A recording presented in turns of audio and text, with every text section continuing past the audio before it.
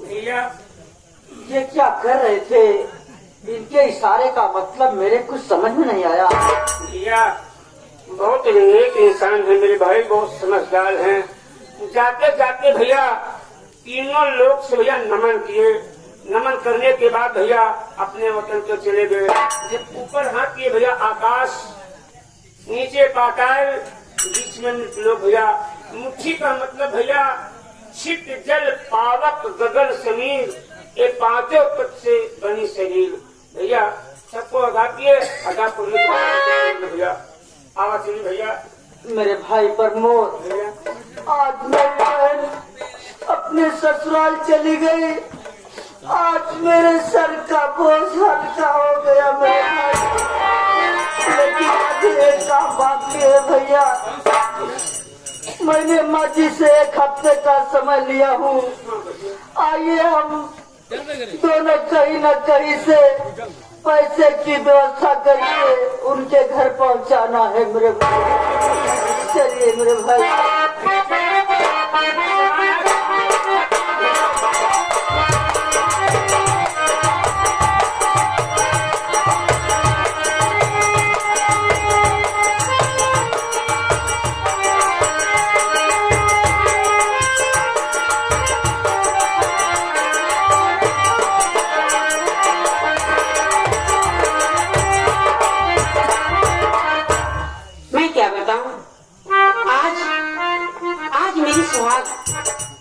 रात है और ना जाने मेरी पति जी किधर है। 12 बज गया लेकिन अभी तक वो आए नहीं, पता नहीं किधर है। मैं चलकर बैठती हूँ।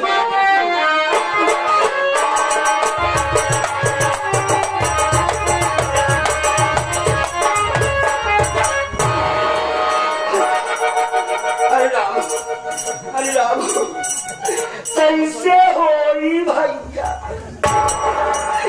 हमारे ठंडी में तो मशीनी नहीं काम करती है। हटावा बोला वाली मशीनिया में लगा मार के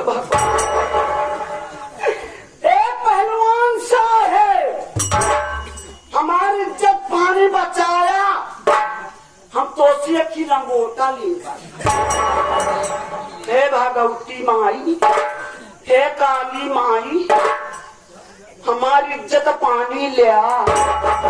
हम तो एक लोटा गंगा जल ले।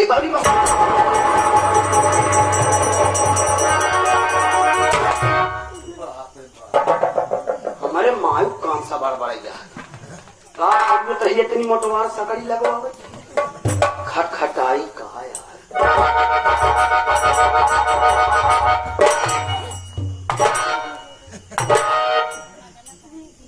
चौघारा महा हो, केहू धारा महा हो, केहू धारा माता भज्जो।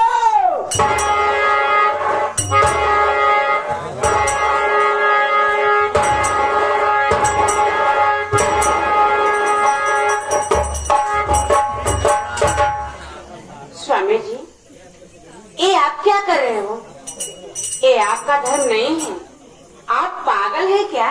पागल ना, पगड़े सरदार है।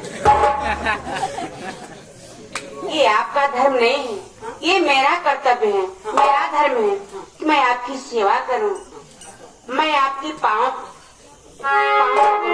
और आपकी मैं सारी जिंदगी आपकी चरणों की दासी सदा सदा के लिए बनी रहूं। यह हमारा उद्धारा में आता है। आपको पाँव छुई, आपका सेवा करी और आपके चारों का दासा बना रहे। दुल्हन बोला दुल्हा, क्या हुआ? पानी लाऊं क्या? अबे पेट ना गड़बड़ा। हमका दुल्हा न कहावा करा। काहे हो? हमका ननका कहावा करा। आप क्या बच्चे हैं क्या? बच्चे से बात करते हैं आप? बच्चे जैसी बात करते हैं। कहे कहा तो का बुढ़ापा दिखाता है क्या? ये ऐसा आपको नहीं बोलना चाहिए। आपको मेरे ए तू ले का दुल्हा कहा ताई कहा मिठाई उठाई लिया या मिठाई ये तो आप लाएंगे ना हम लियो और क्या ये तो आपका कर्तव्य है, आपका धर्म है कि आप लाएंगे, मैं थोड़ी लाऊंगी। कसो नहीं रहा बाती तू ना बता पाए भैया मिठाई लागा देत रहे ले बनाई बे अब रात की कहाँ जा ही लिया हुआ कहा एक चूड़ल नहीं ले आ पैसा से काम ना चल पाए कहा कहीं एक आदमी को उधार न करिए। मैं मिठाई खाती हूँ नहीं। भगवान करे तुझी चला कम से कम 4 पैसा बचा हमका खाए कोई हम चला जा भाई गांधी बाजार में रेल चला आओ भाई कहा बोला कथरी बिछाई का आओ तब हो अरे माई रे छोकरा का ना बिछाइए ना।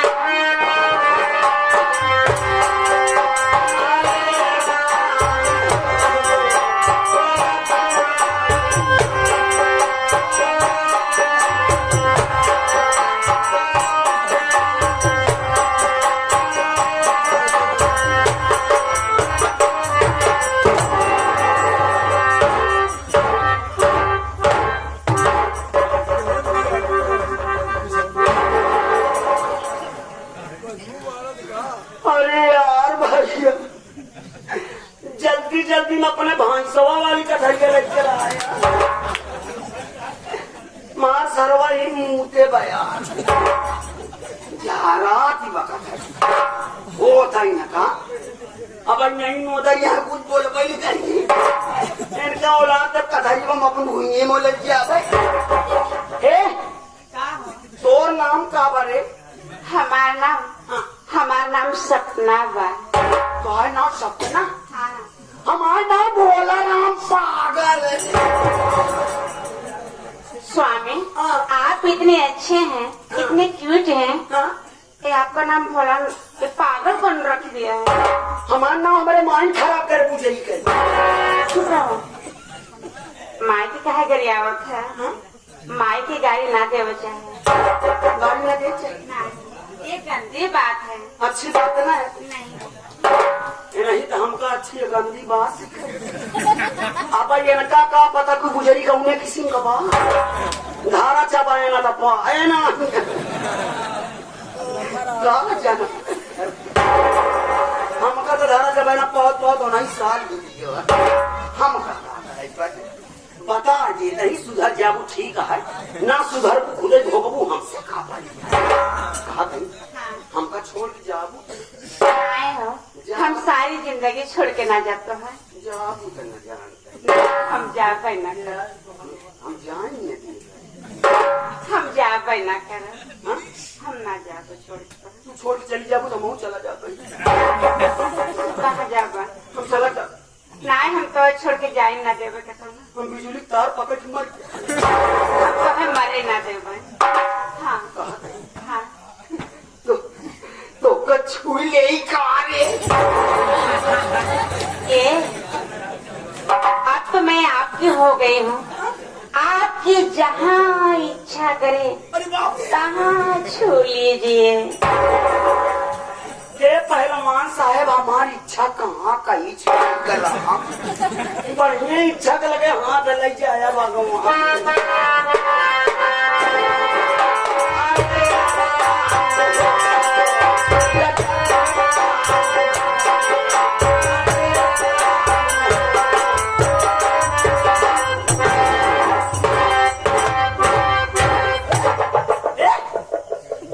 क्या है थोड़े बुखार बता रहे बुखार नहीं तो बुखार नहीं मुझे तो कहे गरम भाई जा रहे ओ अच्छा ये बात है इतना गरम तो हर औरत रहती है ना ही हाँ हम अपने माई के इतना छूट छाट तो हो गरमा रोज संध्या सवेरे हाथ गोल नीचे कभू गरमा नया कहीं वो रहे कार तो हर हासा ही चली है तो 10-12 दिन बाद दवाई ली जाए मरे ना तो कब जब हम मर जाब तब ऐसे मर जा मारा ना ऐसे तड़पा सही ऐसे छुआ हटा दी। ए तो हम कितना नीक लगत है। हाँ? हाँ हम तुहिन के नाम हम सब के नीक लागे हमार जटिए नीक वाली जाए कहा दोस्त एक ही बात कही का एक बात नहीं हाँ। दो ठे बात नहीं हाँ। 3 बात नहीं तो हमसे सारी रात बात करे।